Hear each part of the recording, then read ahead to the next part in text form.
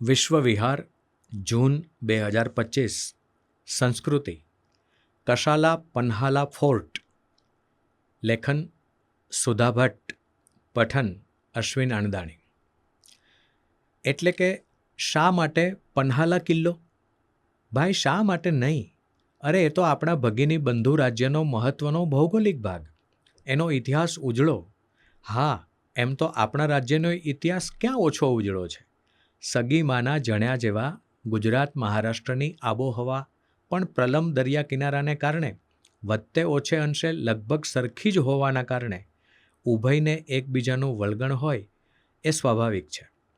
ઐતિહાસિક પશ્ચાદભૂ ધરાવતા બંને રાજ્યો છતાં મહારાષ્ટ્રની વીરભૂમિ પર છત્રપતિ શિવાજી મહારાજે જીજાબાઈના દૂધની લાજ રાખી પોતાની શૂરવીરતાને કારણે માતૃભૂમિની પણ ઇજ્જતના ધજાગરા ધરાર થવા ન દીધા. એવા પ્રદેશની છાતી પર ઊભેલા કોલ્હાપુર શહેરથી 20 કિલોમીટર ઉત્તર પશ્ચિમે સહ્યાદ્રી પર્વત શ્રેણી ઉપર દૃષ્ટિ કરીને ઊભેલો અભેદ્ય કિલ્લો પન્હાલા, પન્હાલગઢ કે પન્હાલ્લા તરીકે પણ ઓળખાય છે. ગામ પણ પન્હાલા અને એ નામનો અર્થ છે સર્પનું નિવાસસ્થાન, જેને આપણે દર કહીએ છીએ. 12મી સદીમાં બંધાયેલા કુલ 15 કિલ્લાઓમાંનો એક આ કિલ્લો ઊંચાઈમાં સૌથી નાનો અને વિસ્તારમાં સૌથી મોટો છે. ઊંચાઈ છે 3127 ફૂટ દરિયાસ્તર મુજબ અને વિસ્તાર છે 14 કિલોમીટરના ઘેરાવા સ્વરૂપે. 845 મીટરનું વોચ ટાવર. કિલ્લો ચોમેર સપાટ મેદાનથી ઘેરાયેલો છે. તેના ભૂગર્ભમાં અનેક ટનલ્સનો સમાવેશ થાય છે, જેમાંની એક કિલોમીટરની છે. આ ખાસિયતને કારણે તે ડેક્કન એટલે કે દખ્ખણનો સૌથી મોટો કિલ્લો કહેવાય છે. ગોળ ફરતે કિલ્લેબંધીની અંદર અનેક સ્થાપત્યો, ઘર અને મંદિરોનો સમાવેશ થાય છે. ભારતના 1000 કિલ્લાઓમાંથી 350 તો મહારાષ્ટ્રમાં જ છે. રાજા ભોજ અને ઇબ્રાહિમ આદિલ શાહ વન દ્વારા તે વર્ષો સુધી વપરાયો. પન્હાલા કિલ્લો 12મી સદીના આરંભે બંધાયો ત્યારે તેમાં પથ્થર, ચૂનો, સીસુ અને ગોળના મિશ્રણનો ઉપયોગ કરવામાં આવ્યો હતો. રણનીતિ અને યુદ્ધકળામાં રચ્યા પચ્યા રહેતા મરાઠા, મુઘલો અને અંગ્રેજોનું ત્રેખડ સતત ચાલતું રહેતું. તેથી કટાણે અચાનક અથડામણ અને ઝપાઝપીથી દરેકે સાવધ રહેવું પડતું. તેમાં આવી અદ્ભુત ઇમારતના સ્થાપત્યનો કચ્ચર ઘાણ વળી જતો. અનેક શિલાલેખો આ વાતની સાક્ષી પૂરે છે કે હેમાડપંથી શૈલીથી સજાવાયેલા પન્હાલા કિલ્લામાં દિવાલમાં પથ્થરો અને બારીબારણામાં કાષ્ઠકળામાં પરસ્પર સાલવવાની ટેકનિકનો ઉપયોગ થયો હતો. તે સેંકડો વર્ષો પછી પણ અક્ષુણ્ણ રહી છે. 7 કિલોમીટરની કિલ્લાની ફરતી મજબૂત દિવાલ લગભગ ત્રિકોણ જેવા આકારનો આભાસ ઊભો કરે છે. અનેક વિભાગોમાં વહેંચાયેલા આ મહાકાય કિલ્લામાં ઊભા સીધા ચઢાણ થકી છજાની મદદથી ઢાળ પરથી લસરતી આડી દિવાલ કિલ્લાનું રક્ષણ કરે છે. તે રેમ્પાર્ટને રાજદિંડી કહેવાય છે. બાકીના વિભાગો 5 થી 9 મીટરના છજા વગરના ઢાળ ધરાવે છે. ગોળ ફરતે તે બુરજથી રક્ષાયેલો રહે છે. આ કિલ્લાનું મોટાભાગનું સ્થાપત્ય બીજાપુરી શૈલીનું છે, જેમાં મોરબુટ્ટા બહમની સલ્તનતનું દેખીતું સ્ટ્રક્ચર અત્યંત આકર્ષક છે. વળી કેટલાક જૂના બુરજમાં કમળબુટ્ટા ભોજના સમયનું સમર્થન કરે છે.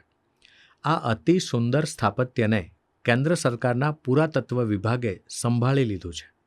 કિલ્લા પરિસરમાં આવેલ કેટલાક બચેલા સ્થાપત્યોને મળીએ તો અંધાર બાવલીથી શરૂ કરીએ.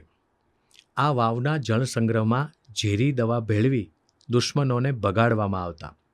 3 માળની આ વાવને સંતાડી દીધેલી ઊંચા પવનદાર પગથિયાની મદદ વડે. એમાં પોતાના સૈનિકોને સંતાડી રખાતા. અહીં છુમંતર થવાના રૂટ પણ છે. કલાવંતીચા મહેલ, જેનું બીજું નામ નાયકીની સજ્જા છે, જેમાં છતની શૃંગારિક સજાવટને કારણે એ રંગમહેલ કહેવાયો. દરબારી સ્ત્રીઓનું આ રહેઠાણ હતું. અંબરખાના કિલ્લાના કેન્દ્રસ્થાને છે, જેમાં અનાજના 3 કોઠારો છે. બીજાપુરી શૈલીના એ ત્રણેય સ્થાપત્યના નામ છે ગંગા, યમુના અને સરસ્વતી.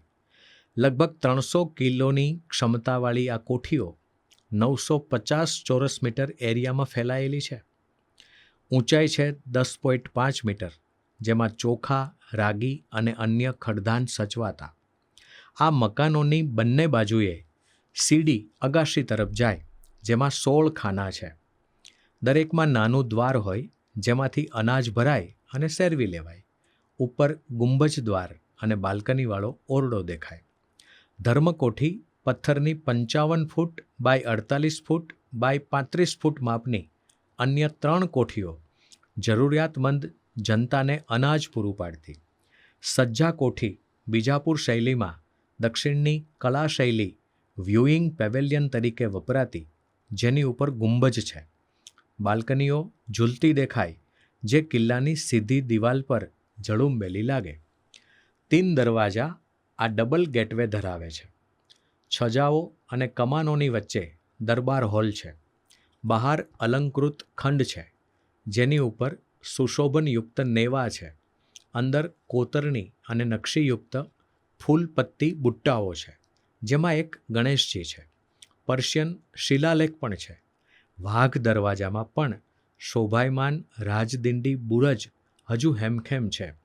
મંદિરો, સ્મારકો, મહાકાલી સહિત અનેક મંદિરો, જેમાં અંબાબાઈનું મંદિર સૌથી જૂનું છે, જેમાં શિવાજી જતા. તારાબાઈ મહેલમાં શાળા અને કચેરીઓ છે. માસાઈ પઠાર કુદરતી સૌંદર્યોથી ખચિત મેદાન છે. આ કિલ્લો એક ભવ્ય દસ્તાવેજ છે, 12મી સદીનો, જે હજુ મજબૂત છે. તેના દ્વારો, છત અને સ્તંભો પરની નકશી અને કોતરણી અદ્ભુત દૃશ્ય સર્જે છે. આસપાસની ખીણમાં અને ખીણ ઉપર લીલાછમ વૃક્ષો કુદરતી સૌંદર્યનો સમૃદ્ધ વારસો જાળવે છે.